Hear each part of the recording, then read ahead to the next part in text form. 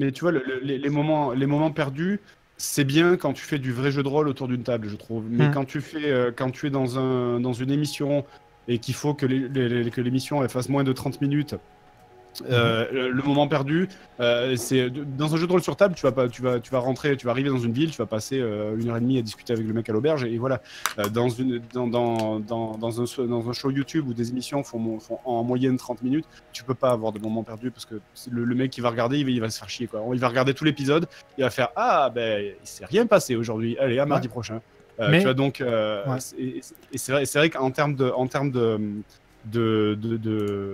show, hein, parce que moi je ne raisonne que comme ça, Bien bah, sûr. c'est un peu c'est chiant quoi, en fait, quoi. Ah, je suis entièrement d'accord. Mais là, Du coup c'est vrai que c'est plus du vrai jeu de rôle quand il y a trop de scripts que le machin que quand tu fais rien pendant plus de 30 secondes d'un coup tu as une cinématique qui se déclenche pour te dire allez faut avancer, c'est sûr que c'est plus du vrai jeu de rôle, mais on est plus proche du jeu vidéo, mais c'est le rythme qui veut ça. cela dit, il y a une alternative qui a été dégagée, mais uniquement grâce à l'expérience. Et ça, je pense, ça nous permettrait aussi de pouvoir desserrer le sphincter lors de la progression du scénario, lors des moments un peu creux. C'est de discuter en off, c'est-à-dire pas forcément tourner, mais on va pas le mettre dans l'épisode, des doutes ou des moments où il faut réfléchir sur la direction à prendre. Par contre, garder la conclusion dans le scénario. Donc, Bah tu ouais, vois, mais après ça fait beaucoup de. Il y en a hein, déjà, ça c'est déjà un truc qui se passe, ça s'appelle le montage, quoi. Mais dans une certaine mesure, parce que sinon, tu vois, on ouais, a. pas systématiquement, mais En termes de montage, ça fait bizarre en fait. Moi, je raisonne aussi en termes de montage. C'est bien sûr. tu vois les PJ qui arrivent dans un endroit, qui font qu'est-ce qu'on fait? Et puis ensuite il y a un cut, et puis ensuite ça fait ok donc on va faire un plan, machin. En fait, c'est bizarre quoi. Tu sais, tu te dis, il y a une espèce de saut où les gens ils sont arrivés, ils étaient complètement perdus, et puis d'un Ouais, coup mais je suis sûr que ça peut se réfléchir en termes de suivi, mais ça on en rediscutera en off, mais je suis sûr que ça peut se réfléchir là-dessus, tu sais, un peu comme ça c'était pas immédiat hein, dans les premiers épisodes d'aventure, mais c'est venu après les courts résumés en off du MJ, et c'était vraiment bienvenu pour accrocher le truc. Donc on peut imaginer émailler l'épisode avec, tu sais, un peu comme des épisodes, je sais pas, les séries américaines qui font ça au milieu de l'épisode avec un petit previously, tu vois. Mhm. Donc on Ouais, peut. c'est déjà un truc qu'on fait hein, techniquement. Hmm. Donc Ça, c'est déjà un truc qu'on a commencé à faire il y a même la saison dernière d'ailleurs. oui, tu veux dire la saison 3 lorsque par exemple vous étiez allé dans l'île de Mirage avec les intendants, avec le plan qui a été fait. Oui, c'est ça. Il y avait des passages où je me souviens très clairement de passages où genre on était là, on savait pas quoi faire, et au bout d'un moment on fait bon allez couper les caméras parce que là on s'emmerde, on sait pas quoi faire. Donc et à ce moment-là on discutait sur la suite du scénar quoi. Hmm. Mais ouais ça nous arrive depuis la saison 2 même quasiment. Je me souviens déjà de la saison 2. C'est après on a commencé à essayer d'éviter ça parce que c'est pour le spectateur c'est pas très intéressant à regarder. Le truc c'est que faut voir aussi, c'est pour ça que je mets énormément de cartes, et il y avait énormément de cartes qui servaient à rien en fait dans la saison 4, où c'était juste genre les PJ ils arrivaient, je leur disais ah, il y a une forêt, il y a de la brume machin etc, et puis ensuite ils traversaient, il restait 15 secondes sur la carte et ils passaient à la suivante. Ouais, et ça a beaucoup dynamisé, hein, ça a contribué beaucoup à Ouais, dynamiser. C'est quelque chose ouais, que moi je garderai sur les survivants, surtout qu'il y a plein de choses à faire. J'ai très très hâte de jouer survivants. Puis toi, Mm. c'est tellement ça m'a fait marrer quand tu m'as dit ah je te ferai moi chier sur la durée des épisodes, la Ouais. durée de la saison. Bon même si après il y a Moi, je fais pas chier sur la durée des épisodes, je veux juste que les épisodes soient dynamiques. Moi, c'est le seul Hmm, truc que je demande en fait. hmm, Je veux pas, c'est parce que ça, c'est ça, de toute façon, je te l'avais déjà dit, hein, c'est pas un bien sûr. reproche, on règle nos comptes en live, attention. C'est le truc que j'avais reproché sur la saison 3, c'est qu'à un moment, même Nico, il en pouvait plus, il avait dit quoi. C'est le passage du bateau en fait sur la saison 3 où pendant 5 ou 6 épisodes, on restait sur le bateau. Et en termes de jeu, genre, il se passait 1 minute 30, mais en termes C'était quoi? C'était le moment où il y avait du combat, un truc comme ça? ouais, il y avait du combat, il y avait deux bateaux qui Ouais, s'approchaient doucement l'un de l'autre, mais c'est genre, ouais. ça durait 5 épisodes, et c'est 5 épisodes sur une seule carte, et on n'en pouvait plus. Non, non, mais ça, Et- ça clairement, c'était une erreur de ma part, hein. C'est-à-dire que, et puis ça fait partie de l'apprentissage en dur. C'est-à-dire que, au moment où on s'est dit que c'est important d'avoir juste des maps intermédiaires limite qui servent à rien, mais qui permettent aussi visuellement de servir de dynamique en fait. Parce que c'était pas possible. Mais même moi, je suis pas client. Mais à froid, je veux dire, quand tu expérimentes le truc pour la première fois, tu te rends pas forcément compte. Il y a des choses qu'on a apprises en cours de saison et d'expérimentation, mais qu'on n'avait pas pu réaliser avant. Et puis encore pire, genre, moi j'essaie en tant qu'MJ d'être le plus objectif possible, mais des fois c'est intéressant, c'est très important, des fois qu'il y ait une réunion globale même des joueurs, en plus, bon là en l'occurrence c'est son terrain, Fred et Seb, de dire plutôt on va essayer d'amorcer le truc comme ceci, comme cela. Donc c'était une erreur clairement dans la saison 3 où c'était, je veux dire, c'est chiant en fait, c'est juste chiant en fait. T'as pas envie de voir ça, t'as envie de voir que ça bouge, même si c'est juste superficiel, t'as envie que ça bouge, même si c'est juste pour faire bouger les tokens sur une map, hein. C'est important. Bien sûr. Bien sûr, mais ça c'est de toute façon c'est l'avantage et l'inconvénient de Roll20 entre guillemets, c'est que du coup c'est un support l'avantage c'est que c'est un support visuel, l'inconvénient c'est que c'est un support visuel, ce qui fait que si le support visuel change pas, bah, t'as l'impression que ça avance pas et qu'il se passe rien et on s'emmerde quoi. Alors que non, il se passe des choses, mais c'est juste que bah, c'est toujours la même carte, enfin voilà quoi tu vois. Je me rends pas compte, Sorina elle a fait beaucoup de tokens. Pardon? Je me rends pas compte, Sorina elle a fait beaucoup de tokens. Non, pas énormément. Non, franchement, elle a fait Manaril, elle a fait. Non, les autres, c'est des tokens que j'ai achetés. D'accord. Et ça t'a coûté combien, tout ça? Franchement, toutes les cartes et tous les tokens que j'ai achetés, je pense que j'en ai eu facile pour 300 ou 400 balles, je dirais. Ah ouais. Ouais, Ah. mais bon, je m'en fous, ça valait le coup. Donc, les gens ont vu la différence, hein, je veux dire, déjà, les gens pas critiqué tes tokens, mais ça, je pense, je pense parce qu'ils ont peur de toi. Mais non, c'était très agréable, mais là aussi, c'était une différence aussi de construction de map, c'est que le fait est que moi, je réfléchissais plus les maps en termes d'esthétique et je délaissais. J'avais, je sais pas, je dis à vue de nez 60% d'esthétisme et 40% de gameplay. Alors qu'en fait, c'était l'inverse qu'il fallait. Parce que justement.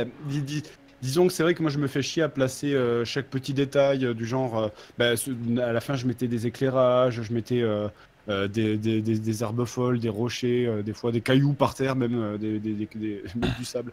Mais ça sert à rien, mais c'est juste que comme je passe moins de temps que toi à décrire les cartes réellement, quand j'arrive sur une carte, je passe moins de temps à poser l'ambiance, je compte plus sur le support visuel, tu vois ce que je veux dire? Je vais pas me faire chier à dire oui, alors les cartes, il y a des fougères, il y a des cailloux qui sortent de sous les fougères. Moi ça va être chaud, moi je sais pas si je vais pouvoir faire ça, hein. C'est-à-dire juste rester dans le regardez, vous êtes là et qu'est-ce que vous faites? Je sais pas si un jour je vais y arriver, ça, hein, parce que j'aime beaucoup raconter, donc ça peut chaud. J'ai du mal à voir à faire autre chose. Après, c'est ce que tu fais, c'est bien. Au contraire, il faut. Hein, c'est un truc que je devrais faire moi aussi plus souvent. Mais c'est vrai que je me repose davantage sur le fait que j'ai pas plus besoin que ça de décrire un truc que les gens voyaient déjà en fait. Là, pour le coup, je me sers vraiment du support visuel parce que j'ai passé beaucoup de temps à faire les cartes. Donc du coup, s'il y a de la brume, s'il y a des hautes herbes ou si c'est un temple en ruine, les gens le voient, quoi. Donc j'ai pas besoin de faire de double usage de ça, quoi. D'accord, alors Fred, c'est un message qui t'adresse à toi. Je trouve qu'il manque juste un compte-rendu sur l'évolution géopolitique par rapport au choix des aventuriers. Tu disais, Fred, que tu avais prévu des répercussions en fonction des choix. Je reste sur ma fin là-dessus. Nous ne savons pas vraiment ce qui s'est passé d'ailleurs. Il y a eu quand même pas mal de choses à la fin à la toute fin. Il y a eu... je décris pas mal les trucs. Après, ce que j'ai pas précisé, parce que c'est des trucs qui avaient été dit avant, donc je n'ai pas spécialement envie de le redire. J'ai vu aussi des gens dire, mais comment ça va se passer? J'ai vu ça sur ton forum. Des gens dire, mais comment ça va se passer du coup? Parce que Bob a coupé le puits de magie, donc ça veut dire qu'il y a plus de magie dans le monde. Mais en fait, le sort primordial que Bob a récupéré, c'est un truc qui permet de certes couper les puits, mais aussi de les ouvrir.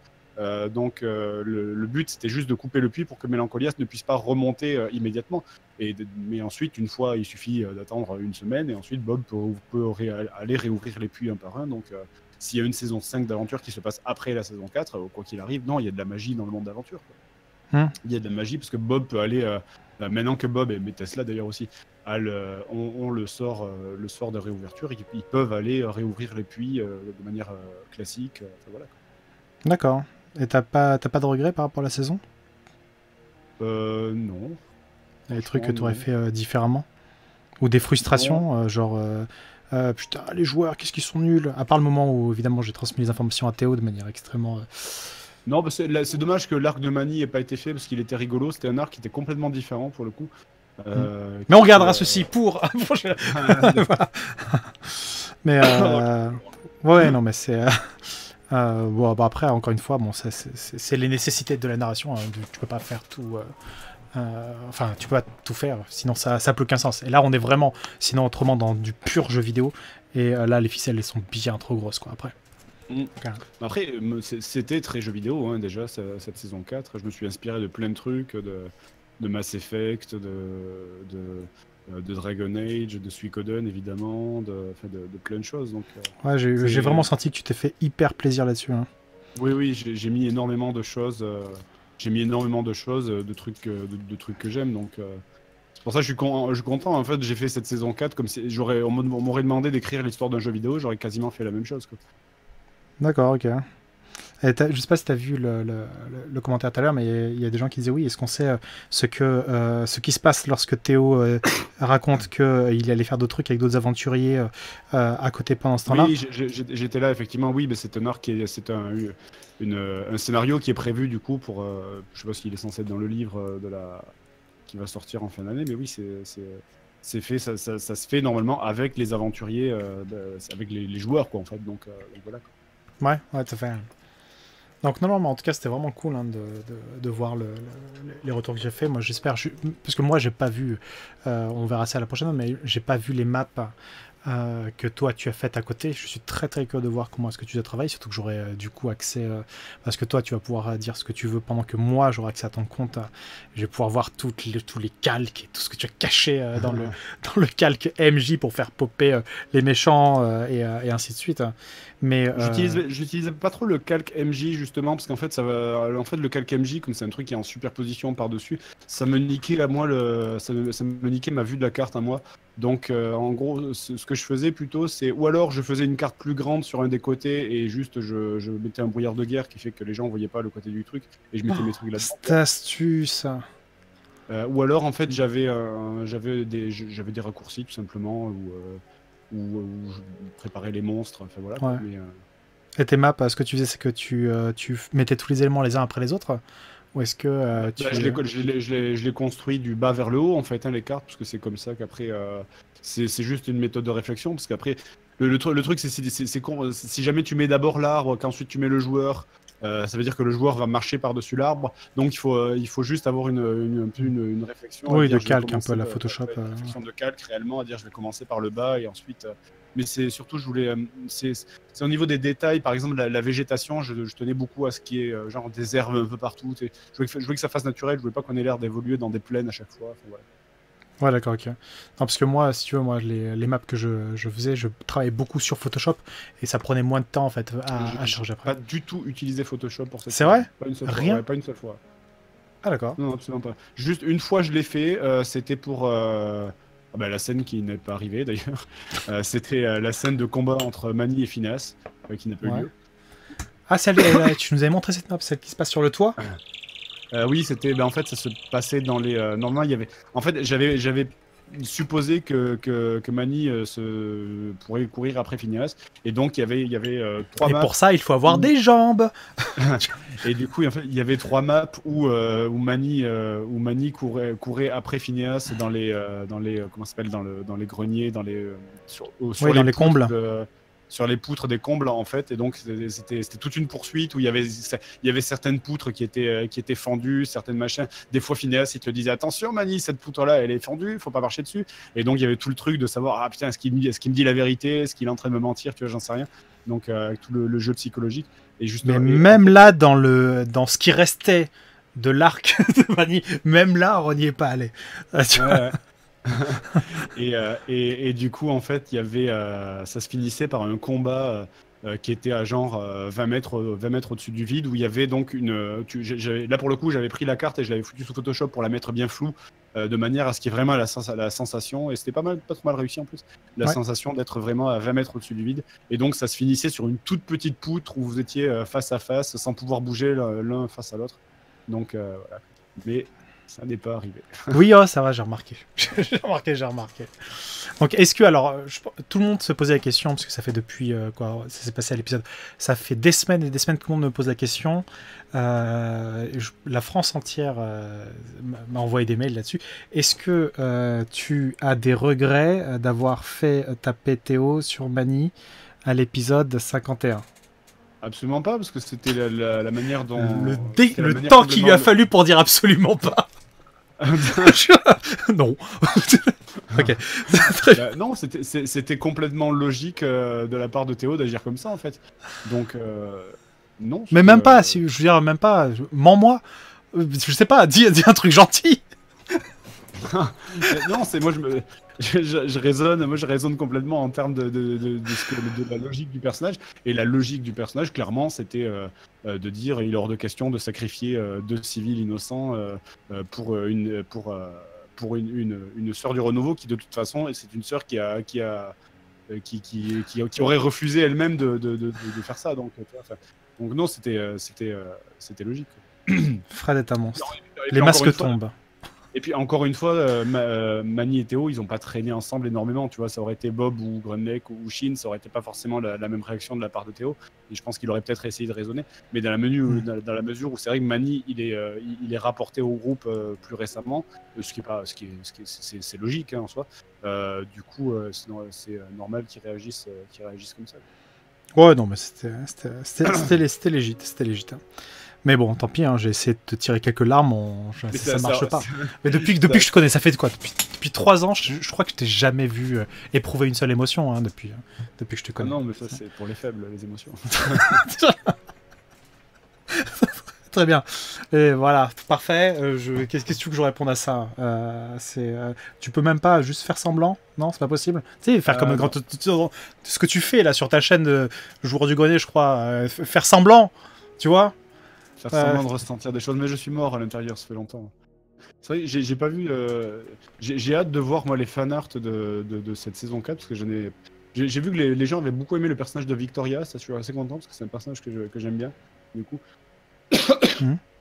Mais j'ai un peu hâte de voir parce que c'est vrai que Sorina a pas eu le temps de faire le dessin de la scène où Shin retrouve son village et ça j'espère fortement que les gens feront des trucs là-dessus parce que tu veux dire dans son arc ou dans la fin l'épilogue l'épilogue ouais. C'est un truc c'est une scène que j'ai beaucoup aimé raconter du coup et je me suis dit que celle-là elle marcherait bien parce que le truc c'est que c'est émouvant. En plus le personnage de Shin c'était celui qui était parfait pour mourir entre guillemets, c'est le hasard qui a voulu ça tu vois mais c'est le personnage, c'est le dernier survivant de son clan. Il est rentré chez lui, il a appris que tout le monde est mort. Il a vu la tombe de son ami. Et d'ailleurs, pour le coup, ça aussi, c'est rigolo. Mais j'ai vu des gens dire, des gens soulever, mais tiens, c'est bizarre, Icy, elle a changé. Mais ça, c'est un truc qui aurait dû être mentionné normalement dans la bonne fin dans la bonne fin de Shin s'il avait été vivant. Mais si Icy a changé au fur et à mesure des saisons et des épisodes et surtout de cette saison 4, c'est parce qu'en réalité Icy prend l'apparence maintenant de Elvandra. À la fin, en fait, quand tu regardes, Icy a exactement la même tête qu'Elvandra, c'est-à-dire qu'inconsciemment, en fait, la psyché de Shin a transformé le visage d'Icy en le visage de son ami d'enfance, en fait. Donc, ouais, ce qui fait que les seules choses qui restent de Shin, c'est son propre souvenir. Ouais, en quelque sorte, c'est ça. Et que finalement, du coup, Icy, quand elle revient en post-fin, ben, finalement, c'est comme si c'était Elvandra qui revenait, alors que lui, Shin est déjà parti. Donc, ouais, d'accord. Les gens sont émus dans le chat. Non, mais c'est quelque chose en plus que tu voulais absolument. Tu voulais pas mettre ça n'importe comment parce que c'est vrai que c'est un peu. Encore une fois, t'as l'envie du MJ hein, qui veut absolument caser des trucs et tu peux pas forcément. T'es dépendant un peu des choix des joueurs. Donc là, c'était un peu. Genre, même moi, je trouvais ça là, plutôt assez classe. Même l'arc de Shin était complètement déconnecté en fait de l'ambiance ultra politisée du reste de l'intrigue. Ça fait. Ouais, il y a un côté. Moi, je sais pas si tu y avais joué, je sais plus si tu as peut-être déjà répondu à la question, mais ça m'a grave fait penser à Secret of Mana en fait. J'ai vraiment eu l'impression de revivre ça parce que j'ai pas joué à la nouvelle itération de Secret of Mana, hein, la refonte, mais je garde un souvenir très émotionnel par rapport à Secret of Mana, par rapport à l'Armada, l'introduction, les musiques et tout, et j'ai vraiment eu l'impression de vivre ça en fait.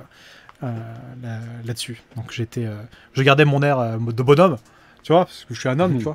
Mais j'étais vraiment très touché par Moi, c'est pas Secret of Mana l'inspiration, c'était le dernier des Mohicans pour l'arc de Shin. Parce qu'en fait, j'ai pas joué à Secret of Mana, ni à la nouvelle, ni à l'ancienne. C'est une de mes plus grosses lacunes. Parce que à cette époque-là, j'avais pas le Super NES et j'ai pas eu l'envie de le refaire plus tard. Donc, ça pour le coup, voilà. Mais non, c'était plutôt le dernier des Mohicans, l'inspiration pour l'arc de Chine. D'accord. Alors, on dit, avant que Fred parte, un grand merci pour cette saison. Des bisous. Donc, voilà. Des gens te disent merci. Bisous. Et puis, je repasserai à l'occasion. Ouais, on se fera un bundle map. On dit, il y a quelqu'un d'autre aussi qui te dit, donc c'est Petit Chat, merci. Félicitations pour toute cette saison, car le suspense était à son comble, et j'espère que d'autres saisons vont arriver. J'avoue que je trouvais ça bizarre, une saison d'aventure sans nos aventuriers connus, bon, sauf pour Chine. Et ça fera bizarre, mais ça sera un vrai challenge, du coup, de faire une saison avec des nouveaux personnages. Ça va, je pense même, pour nous, ça va faire même du bien de pouvoir partir sur des enjeux qui sont peut-être un peu moins lourds. Genre sauver un chat dans un arbre, c'est... Bien sûr. Et puis même, c'est même pas dit qu'une saison 5 se passerait proche de la saison 4 en termes temporels, tu vois ce que je veux dire? Ah ouais, ce serait intéressant, ce serait super intéressant. Ce serait intéressant aussi, parce qu'après c'est un truc qu'il faut penser aussi, c'est que les personnages ils vont vieillir quoi, aussi à un moment, hein. Je veux dire, bon, Shin il est mort, Grunleck certes il vit longtemps, mais Théo c'est... Théo, lui, c'est son amertume et sa haine de son prochain le maintient son corps. Il paraît que ça aide l'organisme à ne pas vieillir. C'est ça. Non, puis même, moi, c'est vraiment l'effet que je voulais pour cette saison 4 et qui est réussi, je pense. C'est qu'en fait, je voulais vraiment que ça fasse genre, tu sais, comme t'as fini Warcraft 1, 2 et 3, et puis à la fin, t'as le pop-up qui apparaît, qui fait « Voulez-vous jouer à World of Warcraft ?» Donc pour moi, c'est vraiment ça, c'est l'effet que je voulais, et c'est l'effet que les gens ont eu, c'est qu'à la fin, t'as l'impression que c'est Théo dit ben, on a vécu nos aventures, maintenant c'est à vous de vivre les vôtres en fait. Ouais, tout à fait. Puis le raccord est plutôt cool parce qu'en plus de ça, même, je sais pas si tu as beaucoup joué à des jeux de rôle avec des personnages emblématiques, des donjons ou des donjons dragons avec des romans que tu as lus ou même des Warhammer 40 000. Mais moi, j'ai déjà joué à Warhammer 40 000 où je tombe sur un PNJ que j'avais découvert dans un roman. Et ça donne vraiment une sensation, une dimension hyper bizarre d'avoir l'impression d'être au centre du truc. C'est exactement ça en fait. L'occasion de pouvoir pour les joueurs de croiser nos joueurs, de nous croiser en PNJ. Parce que maintenant c'est crédible, tu vois, ils peuvent croiser Manny qui est parti faire sa vengeance, ils peuvent croiser Théo qui a la guilde des aventuriers, ils peuvent croiser Bob et Tesla qui sont à la tour des mages ou qui sont en train de se balader pour ramener la magie. Enfin, ils peuvent donc ça donne plein de scénars possibles aux MJ qui vont masteriser du aventure quoi, plus tard. Sachant que s'il y a saison 5, c'est ce qui sera intéressant en faisant de nouveaux personnages, c'est que les nouveaux personnages seront faits avec toutes les règles et en trichant un peu, c'est-à-dire qu'on va quand même partir du principe qu'ils ont un peu plus d'expérience. C'est-à-dire tu peux pas jouer après 2 ans et demi, 3 ans d'univers dans un même univers sans avoir envie de jouer un personnage moyen plus. Même si tu recommences, parce que c'est un peu frustrant. Moi, en tant que joueur, si après 3 ans, le MJ me dit recommence de zéro, un petit pincement, une petite frustration. Donc, évidemment. Donc ça oui, mais par contre ça donnera un autre goût. Moi je suis très très impatient. On va laisser reposer Aventure, vraiment, on va voir comment les choses évoluent. On va laisser place à Survivant, peut-être même qu'il y aura une autre série entre Survivant et la saison 5 d'Aventure. On sait pas du tout, on n'a pas fait encore le point dessus, mais corrige-moi si je me trompe, ceci est une métaphore. Si l'épisode 0 donc des survivants mi-avril grosso merdo pour laisser 15 jours de flottement, laisser tout le monde respirer et puis après fin avril premier épisode de la nouvelle saison des survivants avec de nouveaux personnages parce que les autres ont tellement mérité de survivre. La pauvre Janet, tellement la... Les nouveaux personnages, ils sont... En plus là j'ai essayé de faire des personnages qui sont tous un peu loufoques, mais dans le bon sens du terme, c'est-à-dire c'est pour éviter le côté c'était le côté le vrai problème des survivants saison 1, c'est des fois on tire un personnage, c'était genre avocat qui a des stats pourris, qui fait rien de spécial. Ouais, t'avais pas envie de le jouer? Le personnage que personne n'avait envie de jouer, ça c'était chiant quoi en fait. Donc là pour le coup, là vraiment j'ai même pris des personnages complètement fictifs, hein, je veux dire il y a la grand-mère sénile qui joue toujours en dernier, il y a John Cena, il y a Gérard Bouchard, c'est Jean-François Derek, j'ai très envie de le jouer. Il y a Kumiko Kawasaki qui ne peut pas, le personnage qui la joue n'a pas le droit de parler en français, en fait, il ne peut que parler qu'en franponais, donc ça sera sympa et raciste. Sympa et raciste, ça j'aime bien. Tu sais, en ce moment, j'aime bien les binômes de mots, genre brutal et chic, genre viril et propre. Sympa et raciste, ça c'est pas mal. J'ai foutu un mec aussi qui est genre un cosplay de Ryu, le gars il ne peut se battre qu'à coup de poing, et il a un truc qui s'appelle Tatsumaki, qui peut pas... c'est n'importe quoi. C'est que des personnages un petit peu loufoques, un petit peu rigolos, du coup, voilà quoi. Et du coup, ouais, on va avoir un autre ton, mais bon, après, en fait, on va revenir sur des bases de la saison 1, c'est-à-dire que la saison 1, enfin, je parle à partir de la première à partir de la moitié de la saison 1. Moi, je vais garder de toute façon un ton, ça reste post-apo, ça reste du zombie, donc moi, je vais être très sérieux. Ça sera rigolo. Moi, j'ai très envie de jouer la japonaise. La japonaise qui peut parler qu'en franponais, ça sera très drôle. Tu veux faire quoi? Tu vas demander à Sorina, Sorina, tu peux me donner des exemples, s'il te plaît, pour mais non, mais là, tout de suite, bravo, ça y est, allez. Bravo, okay. Oui, oh, ça va. Mais non, le franponais, c'est-à-dire que tu peux, en fait, le joueur n'aura le droit de s'exprimer que par des signes, en fait, ou c'est-à-dire il connaît pas franponais, c'est genre tu veux de l'eau, tu dois faire Waterloo.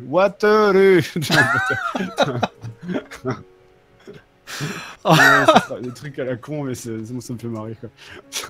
Je vous félicite pas, monsieur Molas.